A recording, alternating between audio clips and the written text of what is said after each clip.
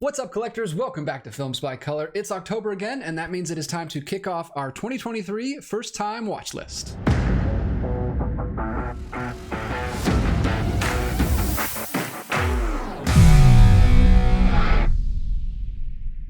All right, guys, welcome back to the channel. Hopefully you're having a great October so far. We're already well into the month. I've got my lovely wife, Grace, with me this time to do our annual Spooktober 2023 watch list, where we try to watch as many new movies as we can in the month of October. I've done this 2 years now, and this is my third. This is your first time doing it with me, though. Yeah, I have. I mean, I have watched like a couple that you and Connor did the last couple years, but this is my first time actually trying to watch all of them. You're going to try to watch as many of these as you can. We've got 20 films on the list. I try to put 20 every year. Don't always make it through all of them, but that's something to shoot for. The bulk of them this year are coming from a playlist on the Criterion channel, which is Criterion's streaming service. They have these really cool curated playlists that they put together on there. Not a sponsor, but I love that streaming service. It's the only one we have.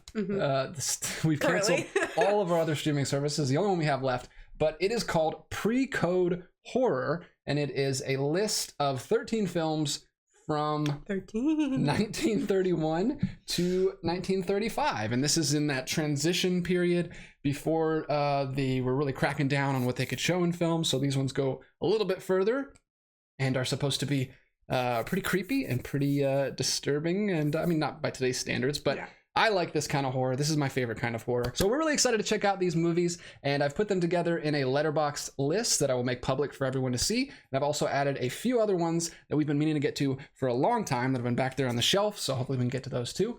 But first one on the Letterboxd list for 2023, we've actually already watched. It was Nosferatu, which we watched last night, and we really enjoyed. It was really cool. I'm so glad I finally saw that. I put that on the list because it is a really, really famous German expressionist film, and that inspired all of these other pre-code horror films that we'll be watching. So I wanted to have a little sense and give you a little sense of that style, because I think that's the first one you've seen. I've seen Metropolis, and I've seen Dr. Caligari already, but I think that's the first one you saw, and you really liked it too, right? Yeah, I did. It was very creepy. I can't tell you the amount of times that I was like yelling at, what is his name? Hutter. To just freaking run. Like, why are you standing there backing slowly away? Just run. It's very frustrating. But yeah, I actually really, really enjoyed it. And I'm not a horror person, so all of this is very new to me. But yeah, that one actually got me a little excited to check these out, since they're kind of based on it, or take a lot of inspiration from it at least. Yeah, so we'll go ahead and jump into the ones that were really inspired by that era. The first one on the list is 1931's Dr. Jekyll and Mr. Hyde, which I'm very excited about because I've been trying to watch this for years and hasn't been streaming anywhere. And I don't think there's a Blu-ray. I think there's only like an old DVD. So I just never had a way to watch it. And now it's streaming on Criterion channel.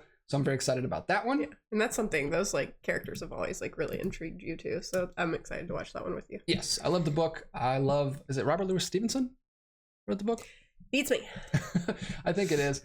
So yeah, I really like that story, and I can't wait to watch that version of it. Next one on the list is Svengali, which is also from 1931. Oh, that's like the hypnotist one, right? Yes, I think so. I don't know much else about it though, but the next one is called Dr. X, which is from 1932, directed by Michael Curtis, which I'm very excited to check this one out. Michael Curtis is director of Casablanca, White Christmas, which we love, Mildred Pierce, which we just watched together. I love Robin Hood. I love Captain Blood. I love the Seahawk. All of his Errol Flynn movies are amazing. And sounds promising.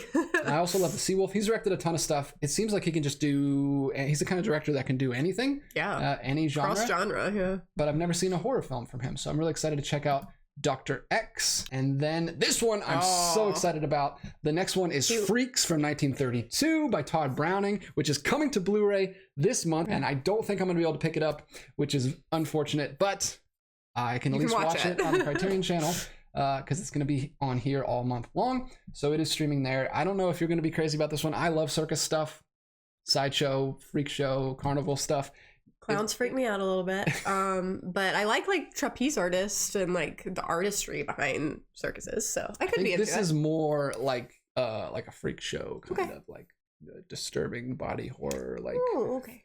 But I mean, I think it's supposed to be like really cool. He's like, because he came from circus, So he's like seeing it from that perspective, and they're like a family, and he treats them with respect instead of treating them like monsters. So I don't know. I do love that. It might be a little disturbing for you. I'm so excited about it. Next one is also from 1932. It's Island of Lost Souls, which we've already seen. We do own this one. We watched that one a couple of years ago. I don't know if we're going to rewatch it again this month. Maybe put it in the sequence. Don't know for sure, but Island of Lost Souls is awesome, based on the H.G. Wells book. Really enjoyed that one. Next one on the list I'm excited is for this The Most Dangerous Game, based on the famous novel, which I think you read growing up. I read in high school, and I was very intrigued by it. I mean, obviously, it's a very dark, I think most people know what this is about, but I'm excited about it because it is a director that I like, who makes adventure movies that I like. He made King Kong. It's Ernest B. Schoedsack, and he made King Kong, also Son of Kong. Yeah. But he did make Mighty Joe Young too, which is Mighty Joe Young and King Kong are two of my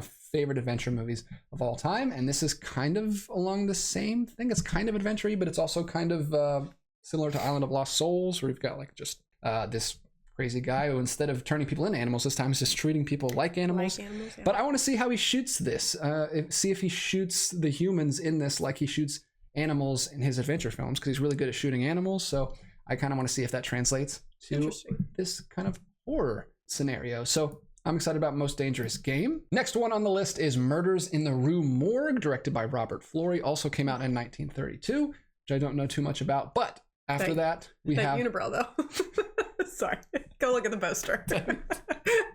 The next one is The Old Dark House, which I have heard a lot about, and I'm very excited to check this one out. This is from director James Whale, who directed Frankenstein and Bride of Frankenstein and The Invisible Man, which we both loved. That's our favorite of the Universal monster movies. So hopefully he can bring a little bit of that fun villain energy back into this one, and hopefully we like that one a lot. And then we've got 13 Women from 32, and then Murders in the Zoo from 33. I've heard a lot about that one. That one's supposed to be really fun as well. Then we've got Mystery of the Wax Museum, which is another Michael Curtis film, so I'm really excited, of course, to see more of his work. And the Wax Museum just seems like a really fun place to have a horror film. Fun? I don't know if that's the right word. Well, it seems like a perfect place. Yeah, Wax Museums are very freaky. Because they're already super creepy.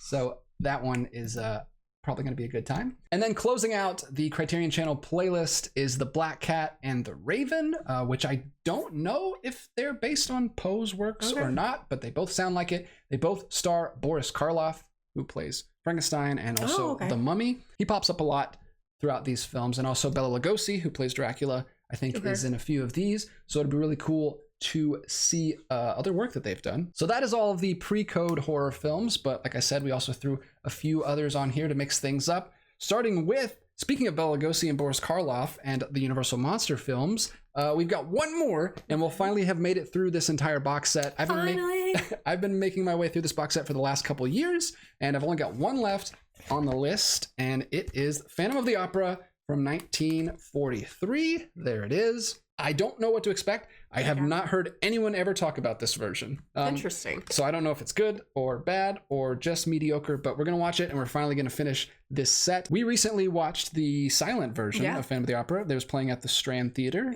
last year. Like, how different can it possibly be from that? Like, I'm sure they don't have access to that giant church that they used. Oh, yeah, that's true. The sets in that was crazy. I think this is going to be more low budget. So I don't know. I'm excited to check it out. Hopefully it's a good time. All right. And then we'll finish that box set. And then the very next year, 1944, we've got The Uninvited, which I just picked up in the July sale this year. Don't know much about this. Had never heard of it before. I came across it in the store, I think in one of the trips I did with John this year.